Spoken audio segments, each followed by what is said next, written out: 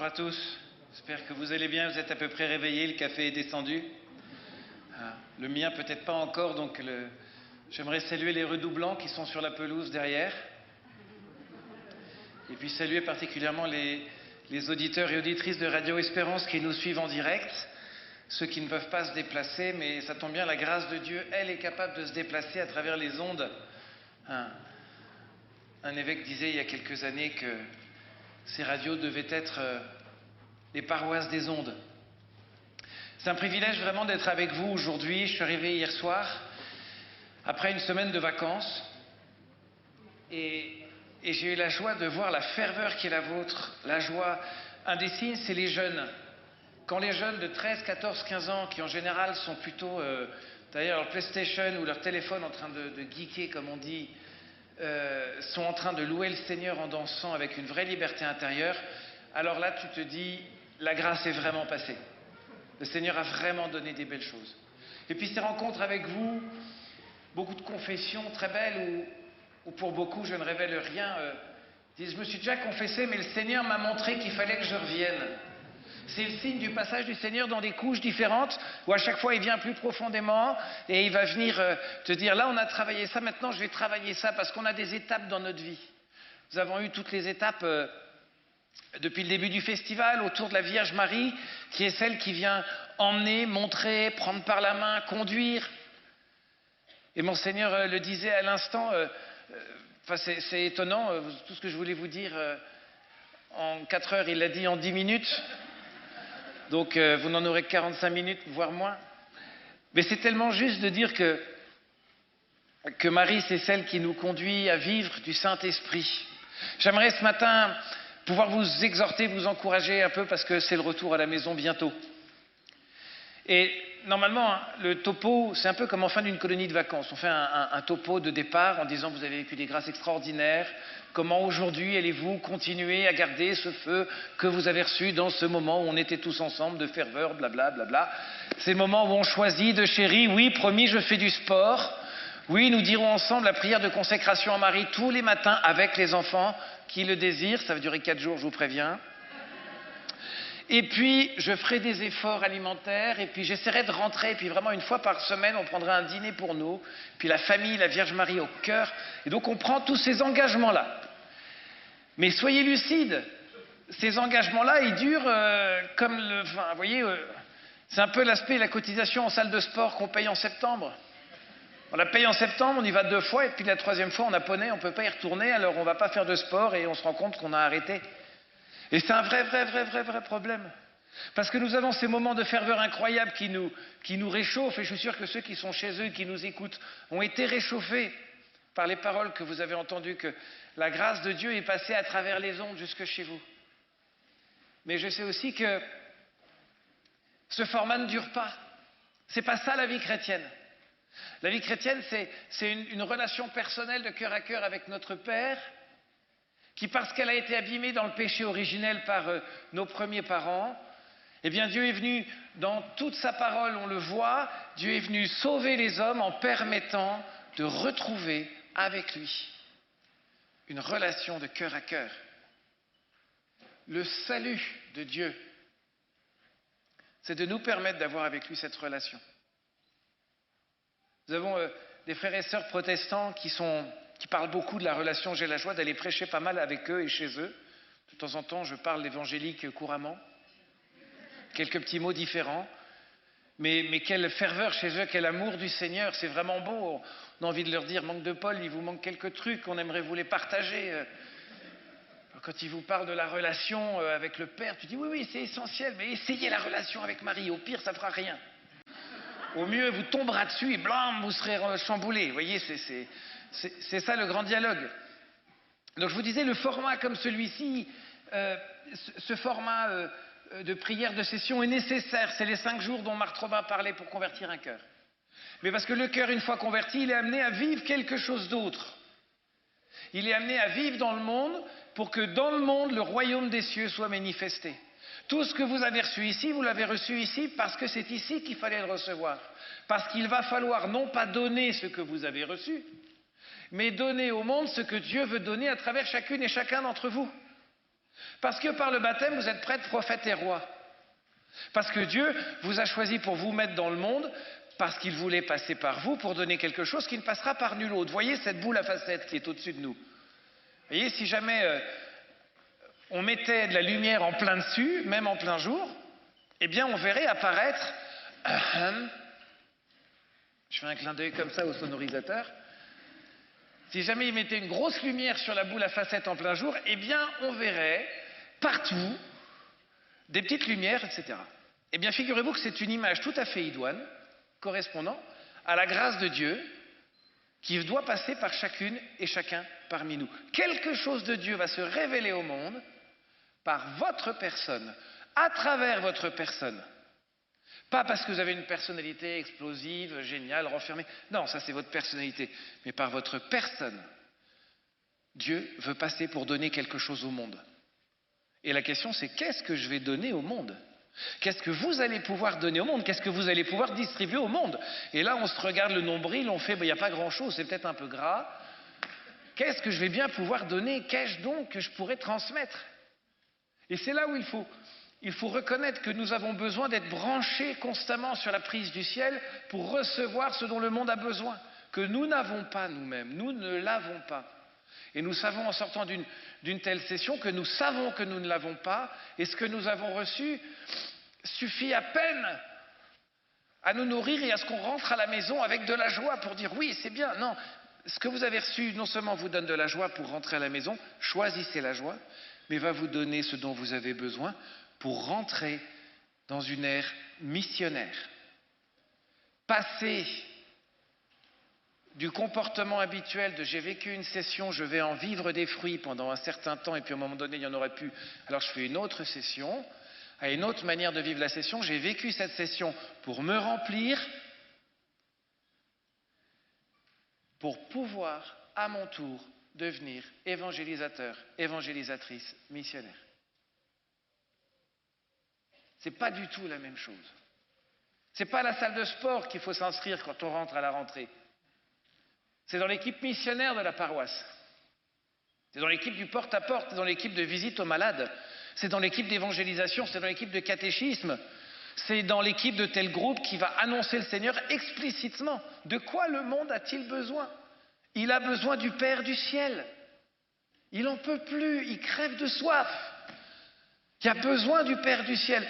Toute la révélation n'a qu'une seule finalité, permettre, et je vous le disais au tout début, aux hommes de rencontrer leur Père du ciel. Et les moyens qu'il a déployés sont incroyables. Il y a tout, il y a tout. Il a donné son Fils pour être une présence parmi nous qui est comme nous. Jésus, il avait 2 pieds, 2 bras, 2 mains, des cheveux, des oreilles. On pouvait rencontrer le Fils de Dieu physiquement, lui serrer la pince. C'est quelque chose d'incroyable. Et Dieu était passé par la maternité. La première des choses qui avait été abîmée, c'était la maternité. Voilà, la Vierge Marie qui nous est donnée à travers Marie, tu vois, Dieu qui vient sauver l'humanité. À travers Jésus, le Père qui vient sauver l'humanité. Et voici que l'Esprit Saint nous est envoyé, nous est donné pour vivre de ces mêmes grâces que les apôtres au premier temps. Bien plus encore que eux. Et nous sommes appelés à en vivre, nous ne sommes pas appelés à rentrer chez nous pour, comme infuser le thé, vous savez, on met le sachet de thé dans l'eau chaude et hop, ça infuse et puis on boit le thé. Non, on n'est pas là pour infuser le thé de cette belle session. On est là pour se convertir et pour que le monde change. Le monde ne connaît plus le Père, je vous le disais à l'instant. Et quelle est la grande tentation ?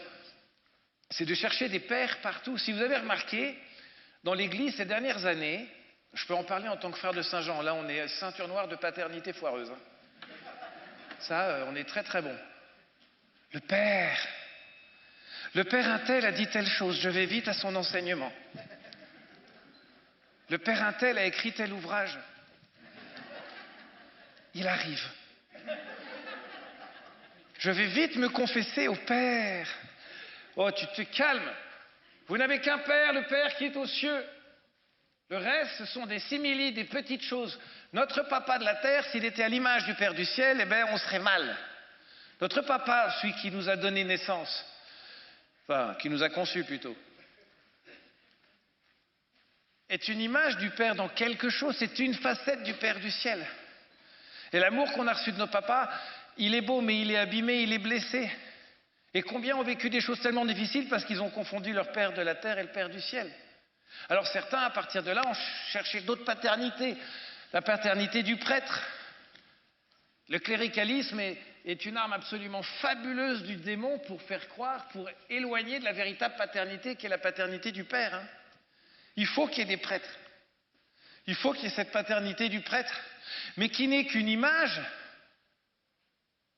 petite de la paternité du Père du ciel. Tout prêtre doit nous emmener vers le Père du ciel. Et les fausses paternités dont le monde est rempli et que Dieu est en train de corriger dans l'Église. Vous voyez, les grands fondateurs pour beaucoup, c'était lui un père qui avait compris quelque chose que les autres n'avaient pas compris. Et seuls ceux qui comprenaient étaient capables de suivre et d'être à la hauteur du message donné. Mais quand vous entendez des choses comme ça, ou que toute la journée on vous dit le père un tel, le père un tel, le père un tel, le père un tel, lui il sait, machin, etc., barrez-vous. Et si en plus vous voyez au milieu de ça l'Esprit Saint qui agit, parce que je peux dire que l'Esprit Saint il agit parmi les pécheurs, on est tous pécheurs. Et l'Esprit Saint il a donné à des pécheurs, à Judas aussi, d'exercer des charismes. Judas il a été envoyé en mission. 2 par 2, 4 par 4, hop, on a guéri les malades, on a chassé les démons, il l'a fait. Parce que l'Esprit Saint fait confiance, il se donne. Et ce n'est pas parce que l'Esprit Saint se manifeste qu'il y a une onction plus grande à un endroit, ou qu'il y a des charismes incroyables, ou qu'il y a telle personnalité, que le Seigneur est en train d'y agir d'une manière juste. Non, les lieux où dans l'Église Dieu se donne et ce que nous devons chercher, c'est les lieux où Dieu le Père est adoré. Où les serviteurs sont au service de l'Évangile qui est plus grand qu'eux.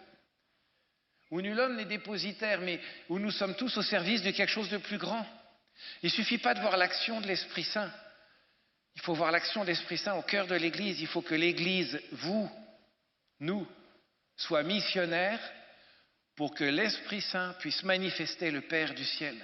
Pour continuer la mission que Jésus avait, qu'a fait Jésus à chaque fois. Il levait les yeux au ciel, il voyait son Père, la multiplication des pains. 5000 personnes qui sont là à nourrir, que fait Jésus? Il lève les yeux au ciel et à ce moment-là il dit « Faites asseoir tout le monde ». Il a vu ce que son Père voulait faire, alors il multiplie les pains. Et ils sortent de là, ils veulent tous en faire leur roi. Ils ont compris, ils avaient le flunch gratos.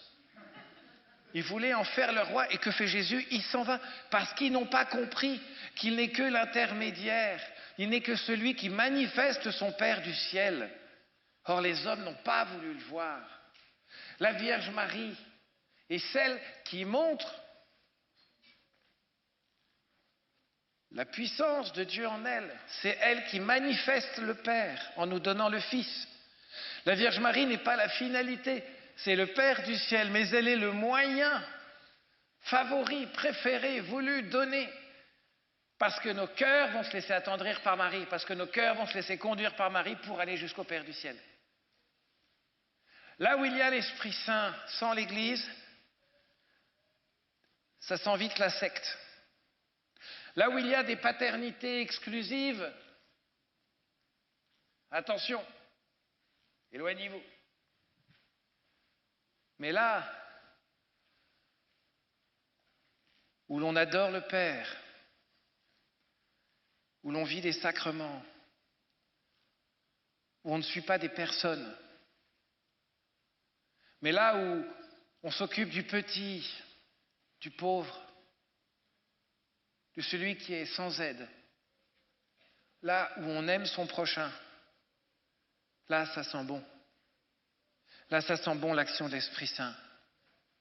Parce que j'aurais beau parler les langages des hommes et des anges, si je n'ai pas la charité, je ne suis rien, je ne suis qu'un airain qui sonne une trompette vide, creuse, 1 Corinthiens 13.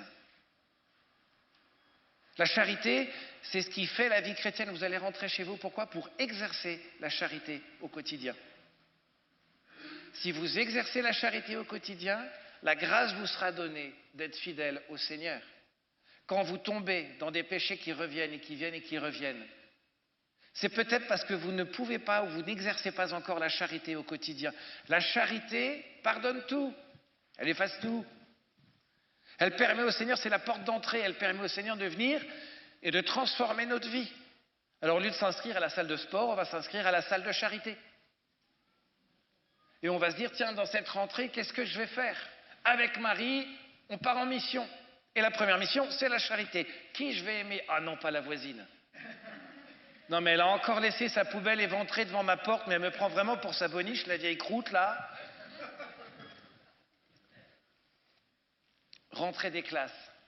Génial, mon fils est tombé sur la prof principale, la pire du lycée. Charité. Je vais au boulot.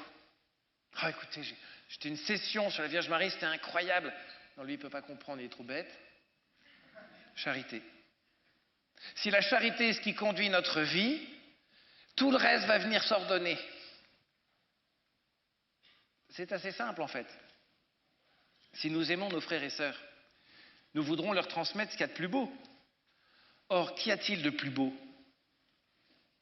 L'amour du Père pour eux. Et comment leur manifester l'amour du Père pour eux? En faisant comme Jésus, en levant les yeux au ciel, et en disant, Père, qu'est-ce que tu veux leur donner?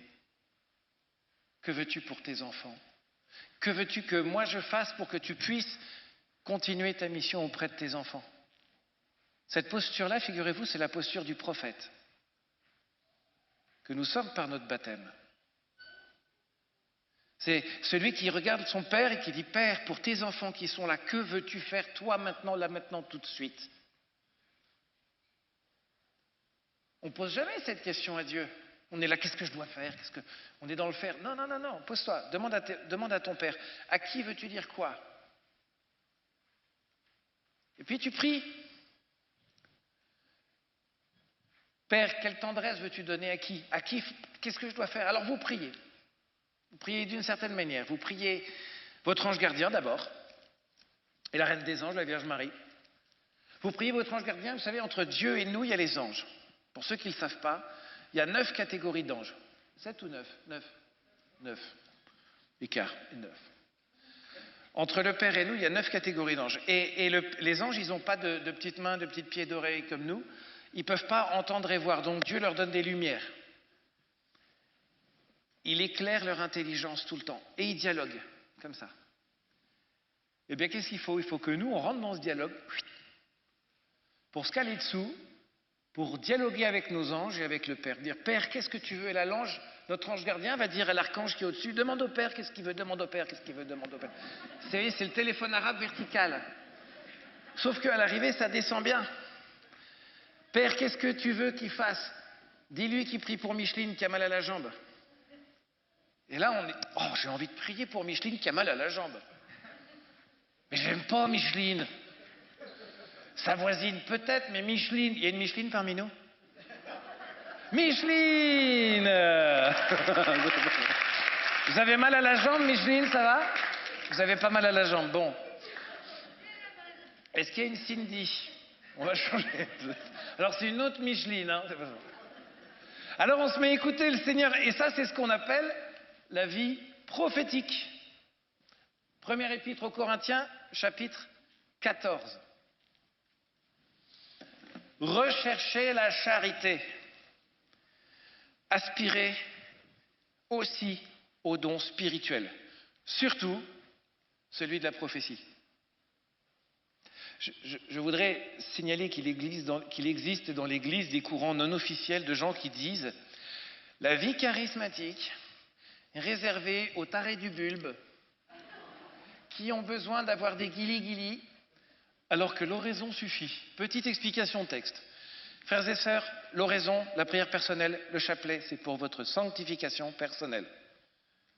Donc ça, just do it, faites-le. Ça, c'est la vie chrétienne. L'Eucharistie, les sacrements, la paroisse. À propos, chers parents, après un festival comme ça, choisissez une paroisse où vos jeunes sont bien. Hein? C'est bien la paroisse locale, mais s'ils y perdent la foi, barrez-vous. On passe à d'autres choses un peu dans l'Église. Il faut évoluer là-dessus, je pense. Vraiment, bon.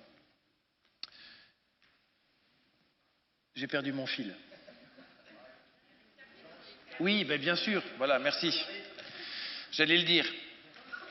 La vie personnelle, c'est la relation à notre Père, par Marie, avec Jésus, Eh bien ça, c'est l'Eucharistie, les sacrements, la confession, la parole de Dieu, la vie en Église, l'ecclésialité, la vie en Église fondamentale. Ça ne veut pas dire être d'accord avec tout ce que dit le curé, hein, mais choisir fondamentalement de vivre dans une obéissance formelle au Saint-Esprit dans l'Église. Aimer le pape.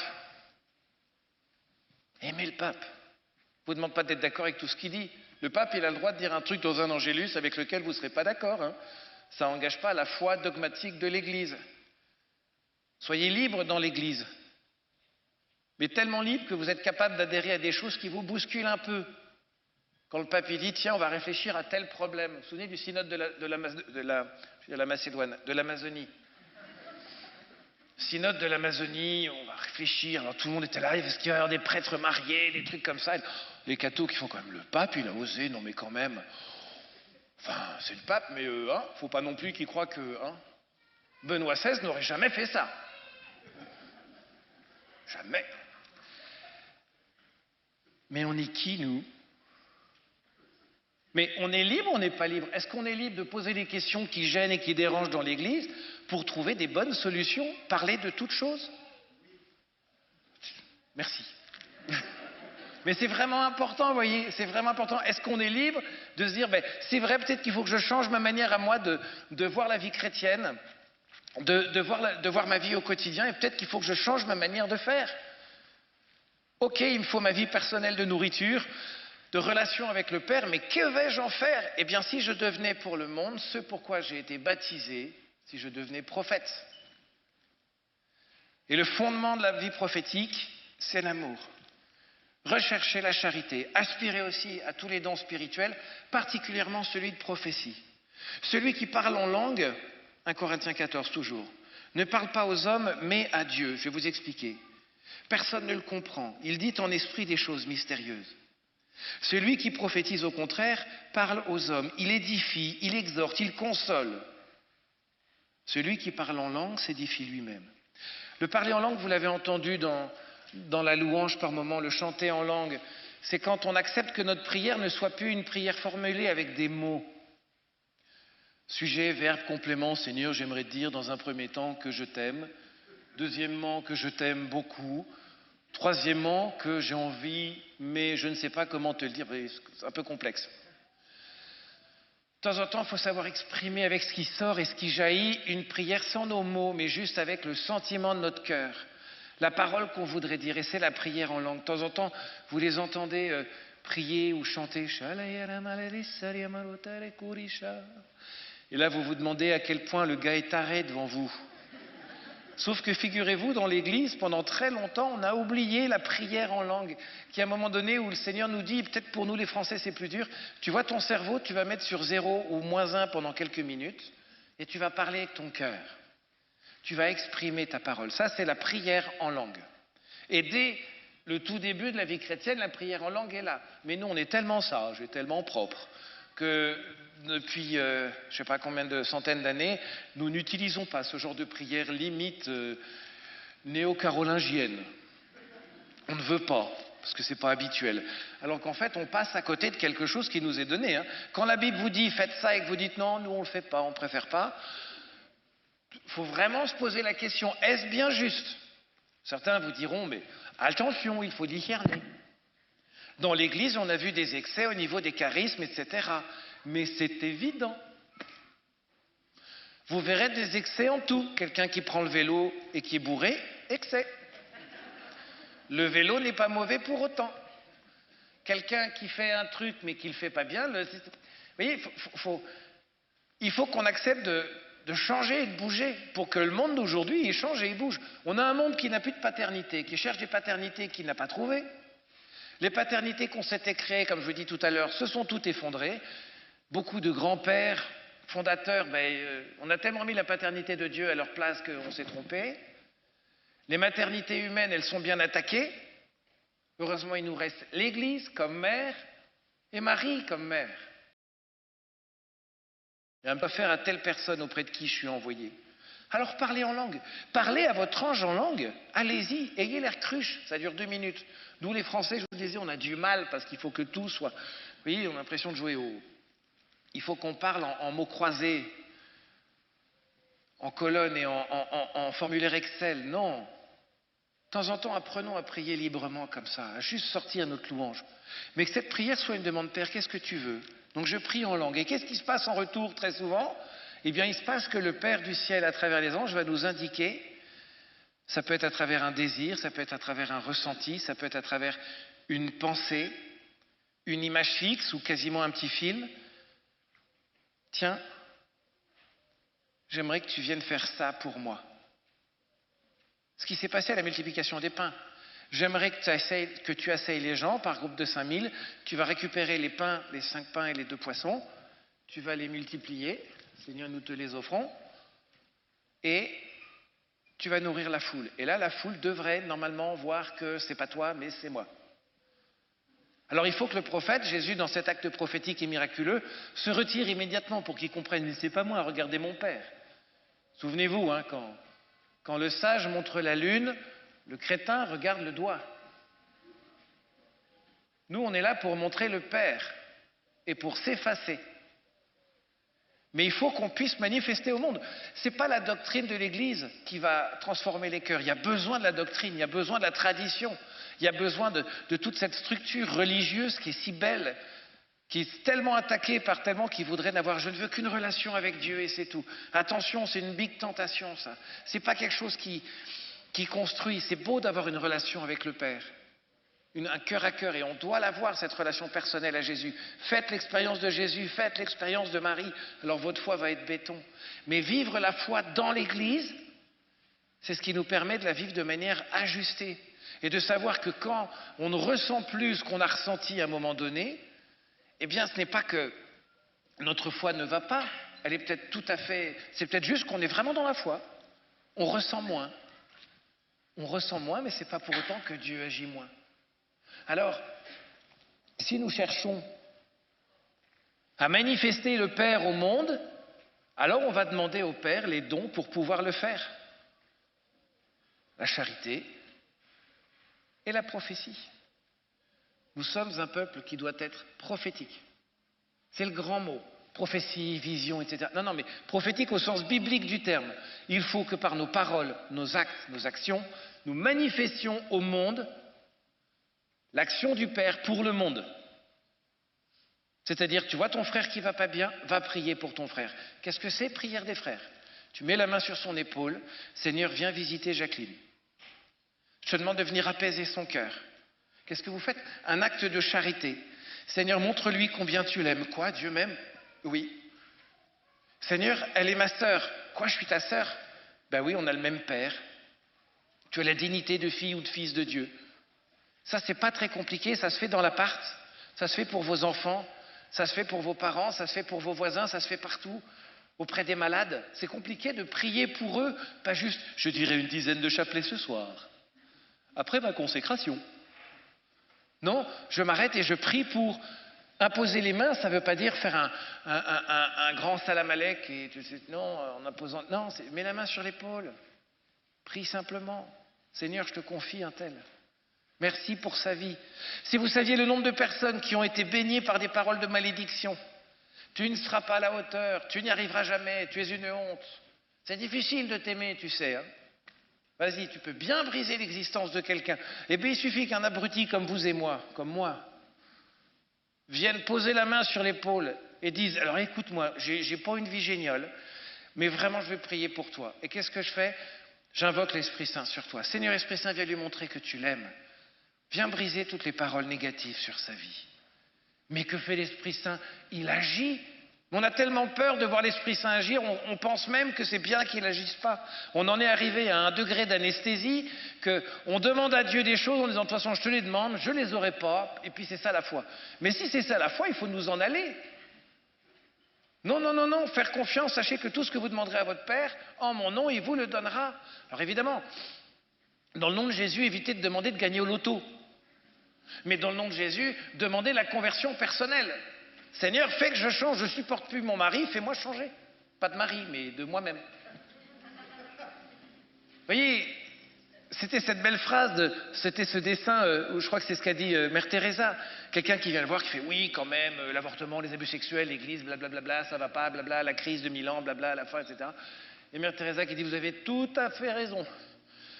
Mais on va commencer par changer 2 choses dans l'Église, vous et moi.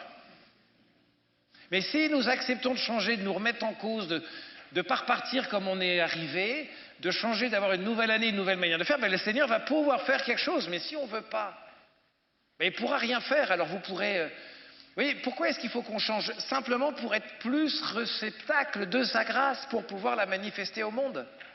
Et peut-être qu'il faut qu'on accepte de changer nos fonctionnements. Oui, peut-être que vous êtes coléreux, peut-être que vous êtes jalouse, peut-être que vous êtes méchant, peut-être que vous êtes radin, peut-être que vous êtes infidèle, peut-être que vous avez pris l'habitude de faire des trucs qui sont mal, peut-être qu'il est temps d'arrêter. Pour que Dieu puisse vous utiliser. Pour qu'il y ait quelque chose de nouveau qui jaillisse. La conversion, c'est pour que Dieu nous utilise plus. Vous voyez, vivre de la vertu au quotidien, ce qu'on n'a pas prêché dans l'Église. Pendant des années, on a prêché le devoir. On n'a pas prêché le fait de devenir meilleur par amour et par vertu. La vertu, ça rend tellement plus heureux que le devoir. Je fais ça parce que c'est bien, pas parce que c'est comme ça. Pourquoi tu fais tes devoirs? Parce que... Ben non.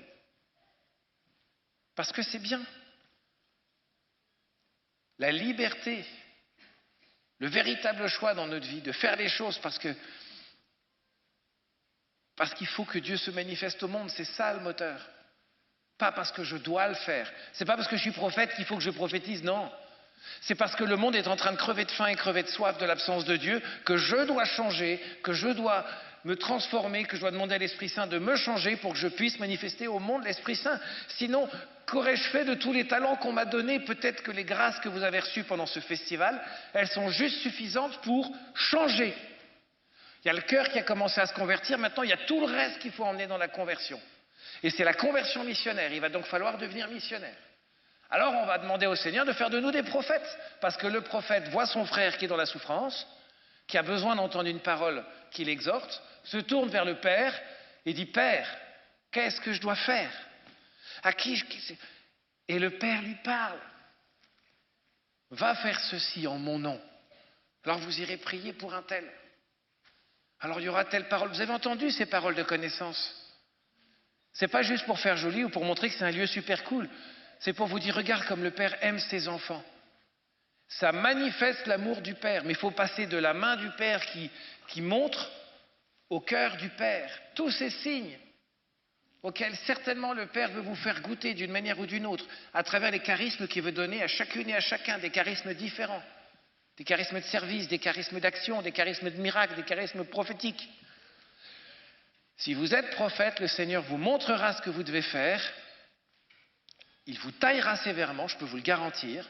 Vous allez en prendre plein la figure, mais c'est pas grave, on est là pour ça. Il vaut mieux en prendre plein la figure maintenant qu'après. Parce qu'en plus, ici, ça servira à convertir des gens. Après, ça servirait juste à nous purifier. Autant joindre le désagréable au très utile. Donc convertissons-nous et changeons. Je désire que vous parliez tous en langue, mais plus encore que vous prophétisiez, car celui qui prophétise l'emporte sur celui qui parle en langue.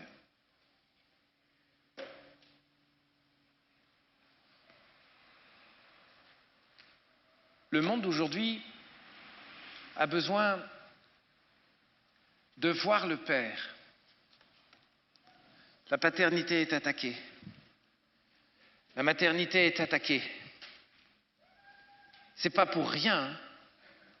C'est pour rendre impossible l'accès à la maternité de Marie, à la maternité de l'Église et à la paternité du Père. Quand il n'y a plus de père, quand il n'y a plus de mère, c'est réglé. Mais il faut voir qu'on est dans un temps, pardon, je ne suis pas du type apocalyptique, hein, mais on est quand même dans un temps antéchristique où le fondement même de la vie est attaqué dans tous les coins. Et on n'en est plus à dire, là, avortement, c'est pas bien, c'est vilain. Non, non, c'est fini. Hein. C'est un état de fait, c'est comme ça. Qu'est-ce qui va pouvoir... Il y a des luttes qu'on ne peut plus mener.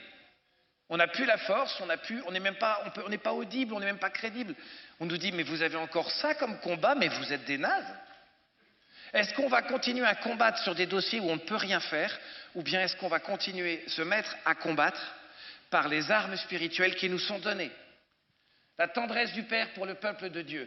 Quelqu'un qui croit ce qu'il veut, qui est marxisto, dépendant, nullissime ou communiste et tout ce que vous voulez dans sa pensée, le jour où il est dans un souci de santé et que vous venez prier, que vous demandez à Jésus la guérison pour cette personne et qu'elle est guérie, ben je peux vous dire que ça donne des fruits de malade. Et vous n'aurez pas dit, j'aimerais parler de ton opinion. On s'en fout.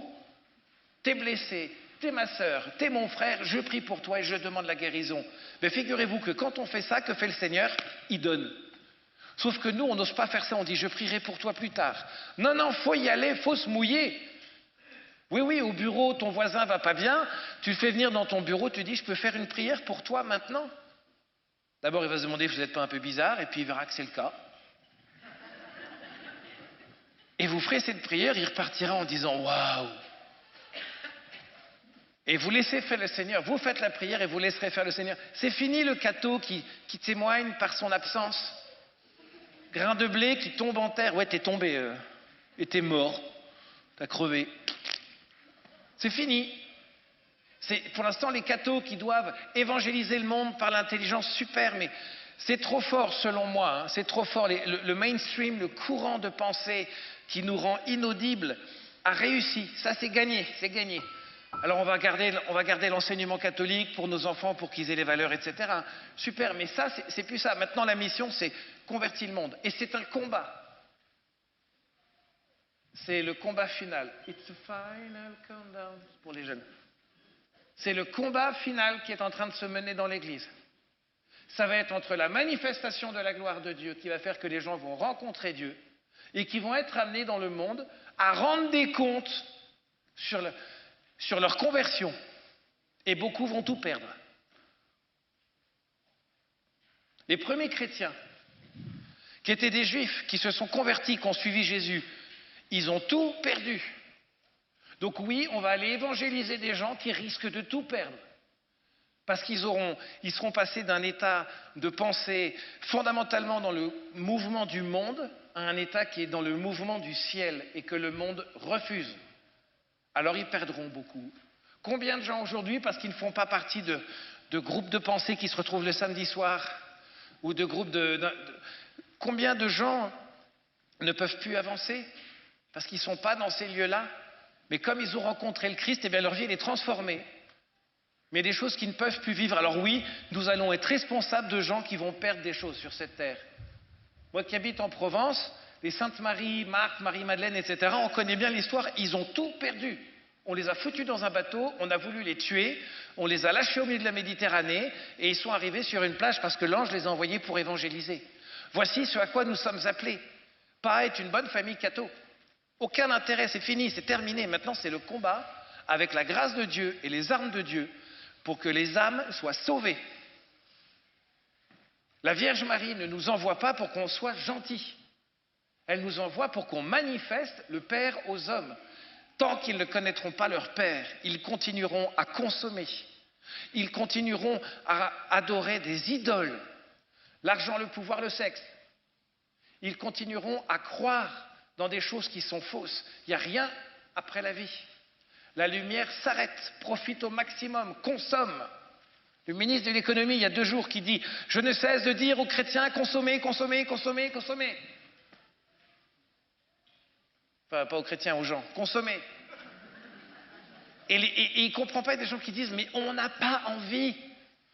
On n'a pas besoin. » Il faut qu'on se positionne clairement dans le monde, parce que le prophète doit se positionner sous le Père du ciel, en vue de parler aux hommes.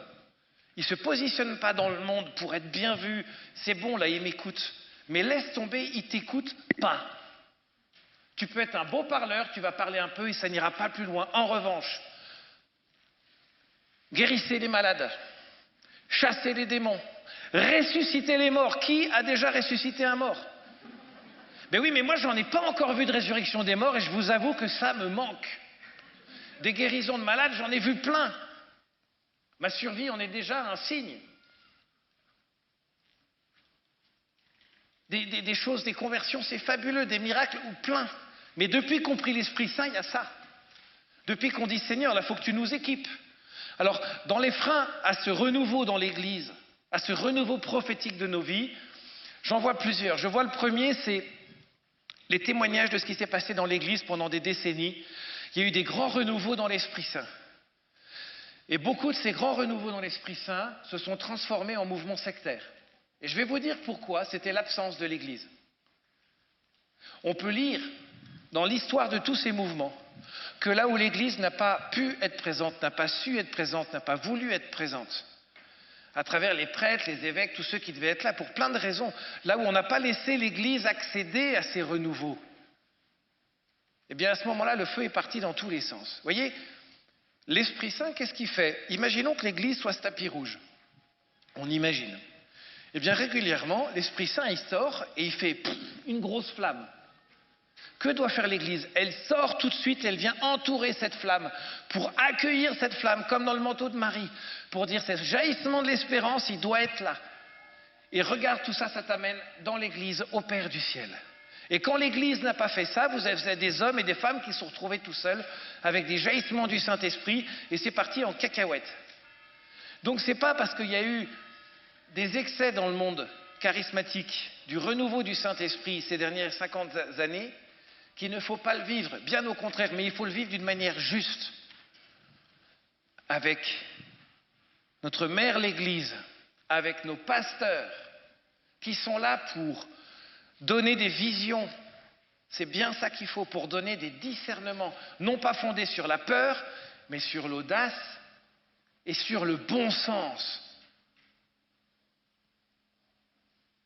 Autre raison pour laquelle certains ne veulent pas aller dans le renouveau, c'est parce que on a peur que ça nous change trop nos habitudes, qu'on devienne un peu des tarés. Alors bon, ici, vous êtes déjà bien cramés, hein. J'ai vu ça hier soir. Vous êtes bien avancé sur l'échelle de ça, donc c'est pas trop votre problème, je pense. Ce qui pourrait encore nous... Excuse des linges. Elle avance, non? Oui, il me reste 10 minutes. On va vite prier alors.